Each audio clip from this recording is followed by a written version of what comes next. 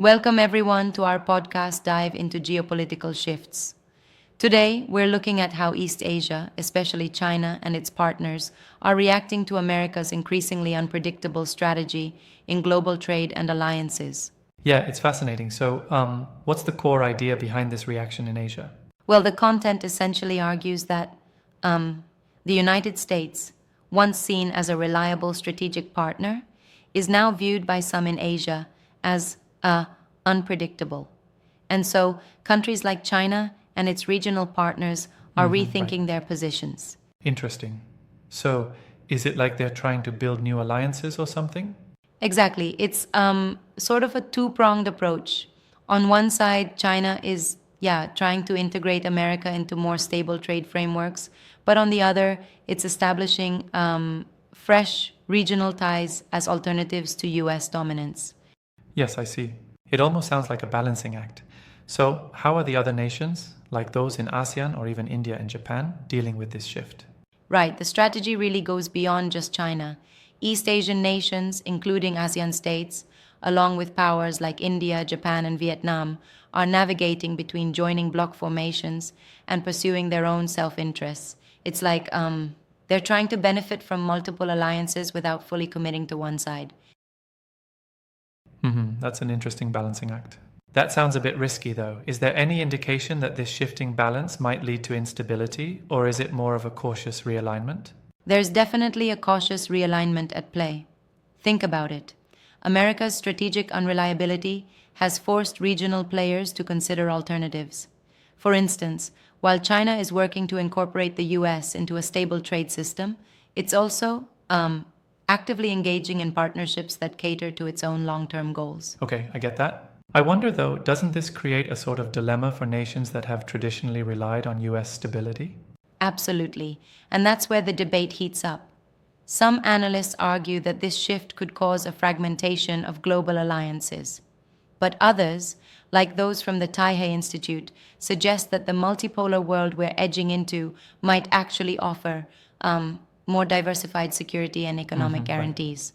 So there's this idea of a multipolar world versus old US centric alliances. Do you think this will speed up the formation of blocs like BRICS? It's very likely. BRICS, along with other regional partnerships, is mentioned as part of the broader reorientation in global alliances. For example, Asia is looking at mechanisms to reduce dependency on the US dollar and to open up new trade intra-regional frameworks. Yeah, that makes sense. But isn't it paradoxical that while China seeks to keep America in the system, it's also building alternatives? How do we reconcile that? That's an excellent point. It does seem contradictory, but it's more of a pragmatic strategy. Essentially, China is hedging its bets. It tries to keep options open by maintaining economic links with a global power like the US, while at the same time developing robust relationships with other partners to ensure that if one relationship falters, you've got others to fall back on. I see your point. So then, would you say this is a sign of an emerging multipolar world? Exactly, yeah. It's like stepping away from a unipolar model and moving towards a scenario where multiple centers of power coexist and interact. This shift might even lead to more stable trade and security arrangements in the region as no single nation dominates the Right. stage. But isn't there a risk of instability during such transitions? Sure, transitions are never free of tension. However, the current mechanisms, in the form of regional institutions and continuous strategic dialogue, are meant to ease this transition. And while the US might be seen as unpredictable, its global influence still acts as a sort of anchor for many countries. True. It's like walking a tightrope, trying to maintain balance without falling into chaos. Exactly. It's like when you're adjusting to a new workout routine. You've got to keep your core stable while your body adapts. Countries are doing something similar, adjusting to the fluidity of global power dynamics. Yeah, that's a cool analogy. Now, do you think this reorientation could lead to a complete break from US influence, or will it always be a sort of interdependent game? I lean more toward interdependence.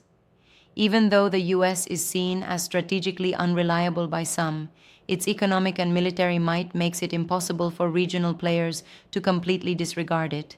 So it's less about breaking away entirely and more about diversifying their strategic options.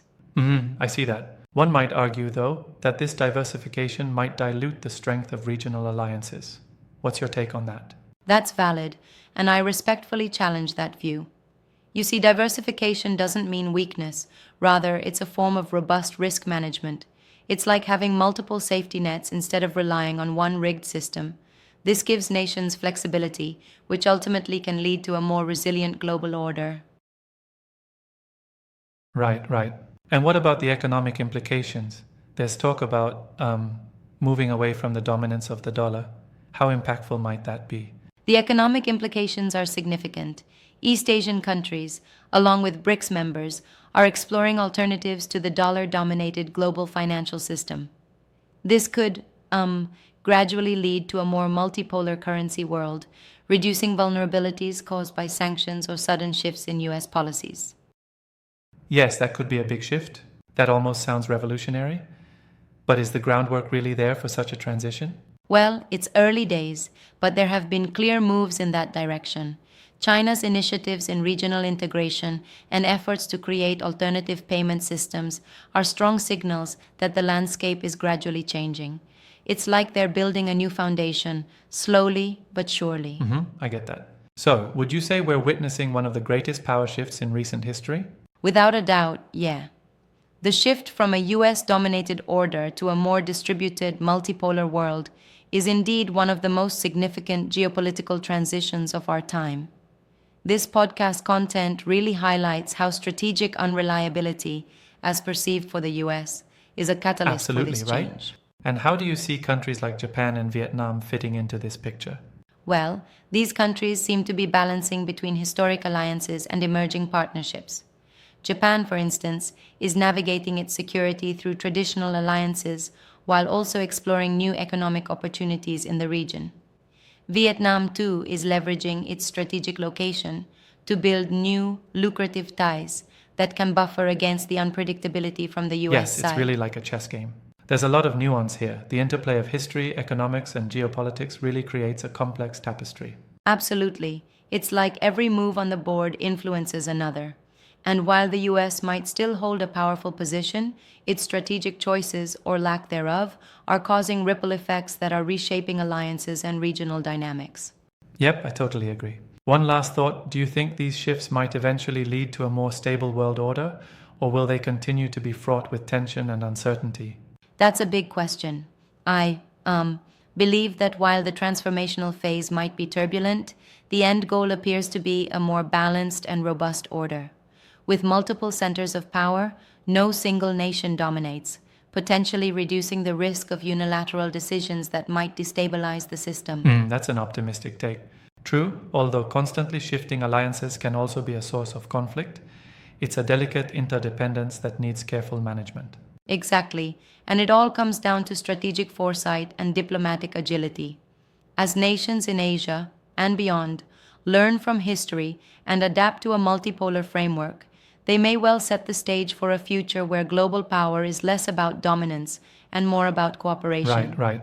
Well, this intricate web of alliances, economic strategies, and regional shifts really gives us a lot to chew on. Thanks for walking through that with me. It's a lot to ponder. Absolutely. Thanks for joining in on this exploration of global dynamics. Until next time, keep questioning and stay curious about these shifts that shape our world.